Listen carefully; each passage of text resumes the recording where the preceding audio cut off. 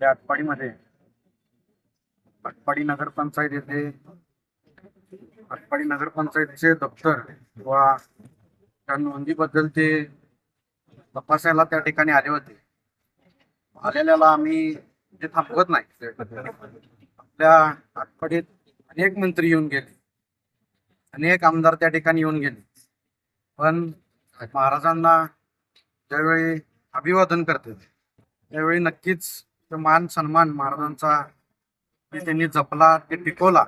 टिकवण्याचं काम आम्ही सगळ्यांनी, मावळा समिती असू दे, आटपाडीतल्या आटपाडी परिसरातील सर्व शिवप्रेमी असू दे, मी ते टिकवण्याचं काम त्या ठिकाणी केलं.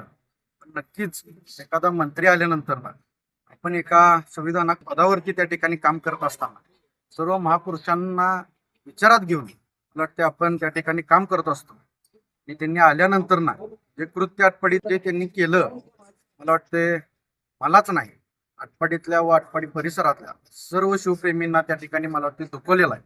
महाराजांच्या खांद्यावरती हात ठेवून घोषणा देणं, की महाराजा इतका मोठा आपण नाही, त्यांचं बद्दल आपण त्यांच्या खांद्यावरती हात ठेवून आपण घोषणा देणं एवढं ते देखील मोठे नाही. आपण मंत्री असताना देशाचा कारभार त्या ठिकाणी बघत असताना आम्हाचं त्याच्याबद्दल काही दुमतही नाही, पण जे त्यांनी त्या ठिकाणी केलं, महाराजांच्या खांद्यावरती हात ठेवून बोलणं, त्यांच्या खांद्यावरती हात ठेवून घोषणा देणं, हे अतिशय चुकीचं आहे. ते जाहीर निश्चित करण्यासाठी आम्ही सर्वजण आटपाडीकर, आटपाडी परिसरातील सर्वजण शिवप्रेमी त्या ठिकाणी येऊन किरीट सोमयादा त्या ठिकाणी जाहीर निश्चित करतो. आज आम्ही सगळ्यांनीच त्या ठिकाणी मागणी म्हणून त्या ठिकाणी केलेली आहे.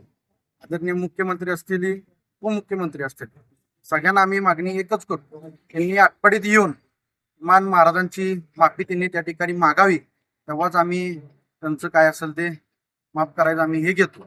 पण जोपर्यंत ते माफी मागत नाही तोपर्यंत त्यांचा जाहीर निषेध हा राहणारच.